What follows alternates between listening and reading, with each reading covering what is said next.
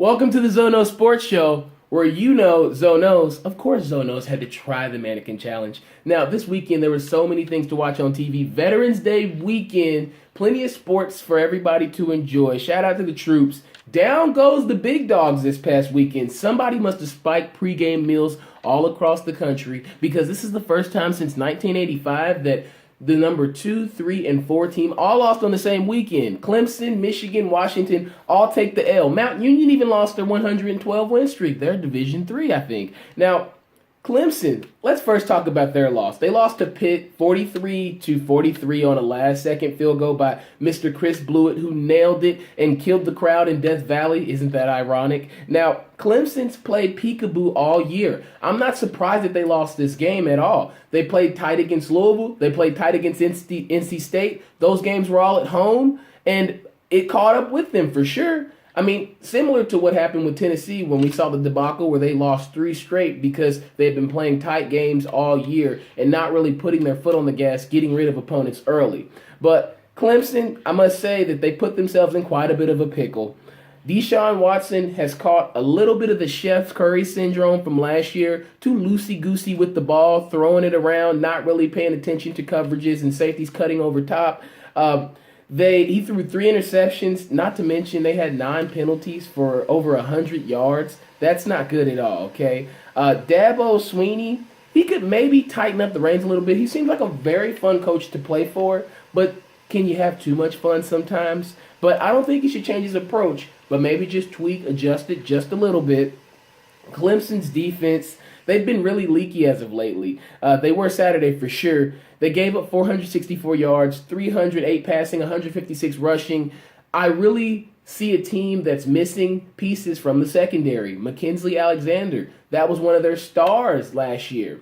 And not having him, we see that Clemson's being exposed by the deep ball. And they're being exposed in between the tackles as well, missing people like Shaq Lawson. So I think what we see is an offense that's okay, but a defense that's really struggling to find its identity because of key pieces lost last year to the NFL. Michigan lost to Iowa 14-13. Iowa molded this game into a classic Big Ten yawner, but they did win the game on a field goal late. They got the safety. All points count. That's 2 points early in the game. They got the safety.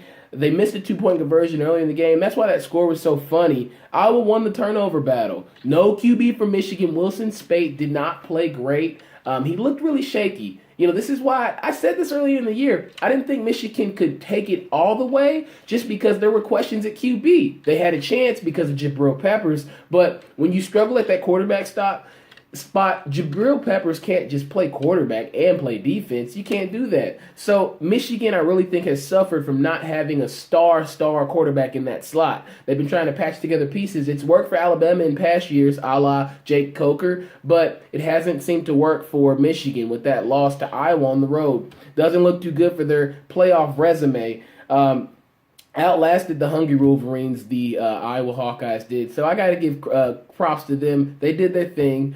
So they can party all weekend. Well, the weekend's over. It's Tuesday, so hopefully they'll get over that and carry on with the season. Washington also got handled on the low by USC. Lost 26-13. Now, Mr. Jake Browning, sir, I don't know what happened to you, man. They needed you in this game. Washington did. The state was counting on you. You were supposed to put Seattle on your back, but it didn't happen that way. USC finally found their QB, Mr. Sam Darnold. Not the Sanchez type, not the Kessler type. I smell Matt Leinart and Carson Deepball Palmer coming straight off this young boy, okay? He's going to be a good quarterback for USC. I like Sam Darnold. I believe in him.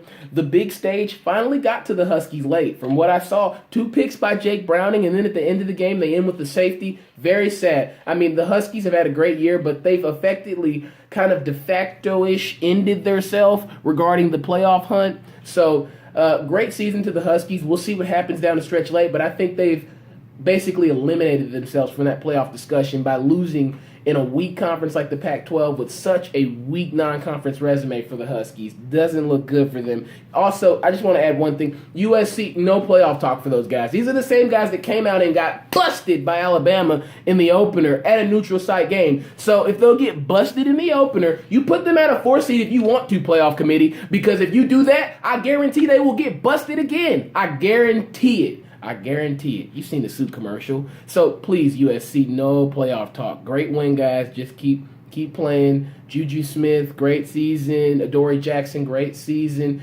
But no playoff talk, please, because we don't want to see another yawner blowout if you guys play Alabama. I'm just being honest. Just being honest. I have to be objective. Now, I may currently live in the happiest city in America, Louisville, Louisville, Louisville, Louisville. If you're not from here, if you haven't lived here, you don't know about that song. But 34 points in the fourth quarter. Was impressed with Louisville. I think that they heard about things that were going on. They came out sleepy the whole game. I mean, 12-3 the entire game for a duration of the game. Wake Forest couldn't score touchdowns. They kicked field goals all game. If they could have scored touchdowns, who knows what would have happened with that game? But they're kicking field goals all game. Louisville does it when it's time to do it. Bobby P, he don't play when it comes to style points. He did what he had to do. 34 points. He knows that he has to impress. You struggle the entire game, but you show the committee that in the fourth quarter you can turn on the gas like that, 0 to 100 real quick. I mean, that's pretty good. That's pretty good. I must say, Louisville, they moved up to number 3 in the AP poll because they deserve it. Now Clemson, they're the window shopper. So it is what it is. Louisville, good luck to you. Lamar Jackson, go get the Heisman, boy. How about them Cowboys? NFL talk. Jimmy Johnson did a great job with this team in the 90s. But I must say, Jason Garrett, he's doing a pretty good job in 2016. Cowboys versus Steelers, this was a popcorn-picking, sofa-sticking game over the weekend, okay? It was the game of the weekend. Everybody on the field showed out. Dak P, Des B, Big B, Antonio and Le'Veon B, everybody showed out. Zeke had another 100-yard game. He looked amazing. He's a great running back because he can do all 3 phases of the game. He can block, catch, run the ball, find the seam, find the edge. He's a great player.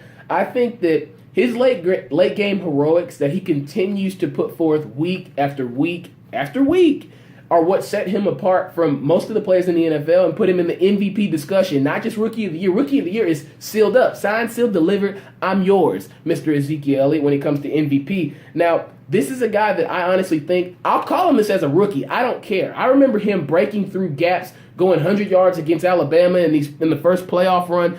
I remember that. I think this guy's cut from a Hall of Fame cloth, and I stand by that. Yes, Dallas's offensive line, they're good. They're good. But Ezekiel Elliott's cut from a Hall of Fame cloth, okay? And I can't just say that about anybody, but he's shown it. And Ezekiel Elliott, Dak Prescott, they single-handedly revived that franchise there in Dallas. They have a triple triangle formula. And the reason I say that, remember Emmitt Smith, Troy Aikman, as well as Mr. Michael Irvin, Wild Boy? Well, you look at the new group, they've got Dak Prescott, Zeke Elliott, as well as Dez Bryant. That's a similar elite wide receiver, elite quarterback, elite running back. So that tells me that the Cowboys are on to something. They knew exactly what they were doing. So I won't give all the credit to the offensive line. Management, they did okay as well. Big Ben, great plays down the stretch with the fake spike, of course. But this was everything I want to see in an NFL game. Maybe the ratings will come back up. 7 lead changes most this season. Excellent game to watch. Excellent. Perfect game to watch. Also, Sunday night, Seattle versus New England, 31-24. Russell Wilson was perfecto. He did a great job of managing the game, not turning the ball over as far as throwing interceptions. 350 passing yards for 3 TDs. Yes, sir. I'm sure Sierra liked watching that back at home with the new baby. LeGarrette Blount, 21 carries, 3 TDs. And Sierra hasn't had that yet. Let me add that in there. But I'm sure she was at home enjoying the game. But LeGarrette Blount, he played well as well. Return of the Legion of Boom. They looked excellent. Cam Chancellor being back on that team really helps them out, obviously. Goal line stand against Gronk. That was perfect. Bam Chancellor seals up that secondary, okay? They've missed him for quite some time. He's an enforcer on the back end. Him defending Gronk late, he's a smart player, okay? He played at Clemson. He played in a system where they demanded press coverage because the athletes you play in the ACC opposed to Gronk. He played at Arizona. You know, and Gronk's a great player, but Cam Chancellor has been prepared to cover bigger, stronger, faster guys in the ACC, playing in that type of conference over the years. So it's really great to see him back there sealing up Seattle secondary, seeing what they can do to continue to win games, because that defense looked really good. They missed Michael Bennett, but that defense has made the plays when it's been time to make the plays. And the offense did their job of carrying the defense and watching out for them, okay? Now, Vikings, they lost their fourth straight. Minnesota takes a hard fall from heaven. Sam Bradford is mediocre.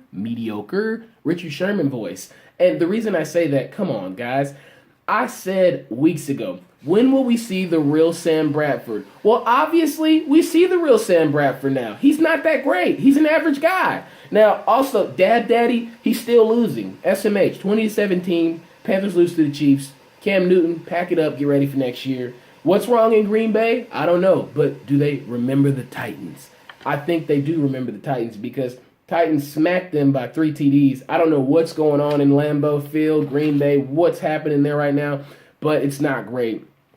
Also, Saturday night, Conor McGregor has 2 belts now after Saturday. Featherweight and lightweight. And I like this guy. He's an entertainer. That might have not been my best impression, but I like this guy when he gets up on that podium and makes you believe and wants you to know that he's going to strike fear in your heart as well as his opponent. Conor McGregor knocked out Eddie Alvarez in the second round. He says he won't fight again until UFC gives in to his demands. He's the shot caller, big shot caller, baller. Conor McGregor is the one who has really revived combat sports, in my opinion. They need this guy. So give the man what he wants. And hold on one second. Hey, do y'all have Ronda Rousey on line 1? Haven't heard from her in a while. Where'd you go, Ronda? You disappeared after you lost a fight. Come on, girl, come back. You lose fights. People lost fights. People lose fights. It happens. I love Mr. Conor McGregor's vibrato, his showmanship, his joie de vivre.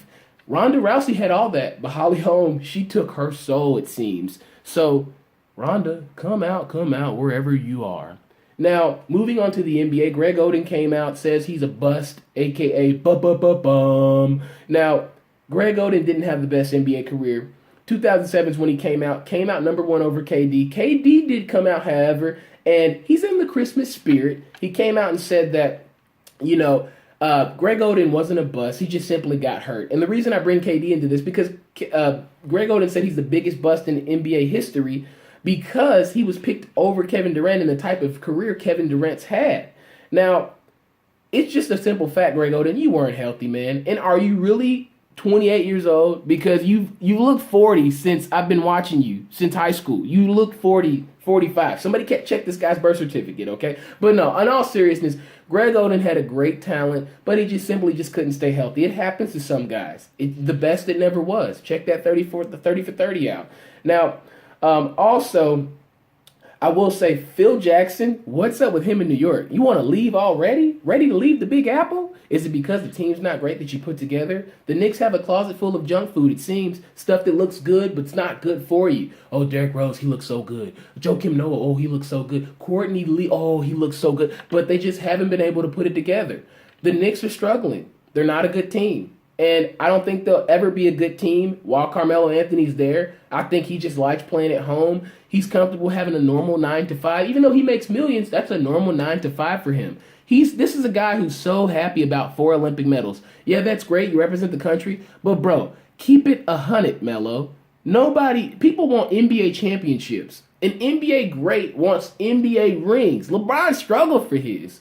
When are you going to leave in free agency, Melo, and go get you one? Because you're going to just be forgotten if you just tell yourself that Olympic medals, 4 of them, I'm good with that. That's not elite to me because you play with stars all around. On your team, you don't have stars all around. You've shown over your career you're just a shooter. You're not a leader. So, Melo, I'm not sure why you're not contributing to this thrift store of a roster, but you got to do more. Pick your team up, Melo, because Phil, if you got Phil not believing, you guys must really suck. And I mean that. I don't mean to be crude or crass, but I mean that. Now, the Clippers, honestly, are looking better than the Cavs. LeBron, he's supreme, but so is this group. Team continuity. The 3 amigos, Blake, CP3, and also my man DeAndre. Those guys are finally putting it together. They're 10-1 this year. They're blowing people out. Can they finish the run this year, though? Can they get to the Western Conference Finals, challenge the Warriors, and maybe even beat the Warriors? Because I'll tell you what, if they don't do that, at the end of the year, that thing's getting blown up by not Steve Ballmer, but GMs, presidents, everything. They're going to rip that thing apart, get rid of Doc Rivers, all that good stuff. So, Clippers, you got to do it this year, okay? Young Wig, rolling like a big shot. Andrew Wiggins, 47 points on the New Boys in L.A. Now, I do like my Lakers, but Mr. Wig, he looks great for the Minnesota Timberwolves. He looks great for them. He's doing everything he needs to do as far as offense goes, which really opens things up for Mr. Wolfcat, Karl-Anthony Towns. So we'll see how the Minnesota Timberwolves develop over the season. Can they make that 8th seed in the playoffs? Because I've had high expectations for them as of this year because of the talent they have. Andrew Wiggins was supposed to be the best thing since LeBron James, and Karl-Anthony Towns was somebody else who they said, oh, he's going to be good. So what will the Timberwolves do down the stretch? Now, as far as college hoops go, they're just cranking up. I watched some of that Carrier Classic this weekend. It was better than past years. I think last year got canceled because the floor was wet. Arizona beat Michigan State in a tight game, 65-63. Indiana beat Kansas in a barn burner, 103-99. Track meet. I really liked James Blackman Jr. playing for Indiana. You all talk about Yogi Ferrell, but I think James Blackman Jr. is way better than Yogi Ferrell. He got hurt last year, which I think in turn hurt Indiana late. But James Blackman Jr. being a true leader now, and that being his team. Thomas Bryant's good, but he comes off to me as a more humble, quiet guy. So I really look forward to seeing James Blackman Jr. and how he leads that team this year. But for me, my diaper dandy, baby, is definitely Miles Bridges from Michigan State. Oh, he's got bounce. I really look forward to seeing this guy from Michigan State go ham all year, slamming in at least 30 arenas because they'll make the tournament. They won't lose first round this year. But this guy, Miles Bridges, is a freshman, and he's athletic. And they're comparing him to LeBron James. And I will tell you, you get him on a squat program because, yes, he can jump, he can dunk. But nobody's got flight like LeBron right now. But this guy right here, Miles Bridges, has the potential to be the next explosive dunker in the NBA. And definitely college basketball. So pay attention to that guy. Shout out to Eric Thomas for mentioning that guy. Now, next show, we'll talk about what we got going on for the weekend. And just to let you guys know ahead of time, Thanksgiving, no show. I'll be eating. So we'll do a show next Tuesday, and I'll catch you guys the following Tuesday after that. So keep it on your mind. Next Thursday, there will be no Zo Knows, but I'll catch up with you guys within a few days, the following Tuesday. Thank you for watching Zo Knows Sports, where you know Zo Knows.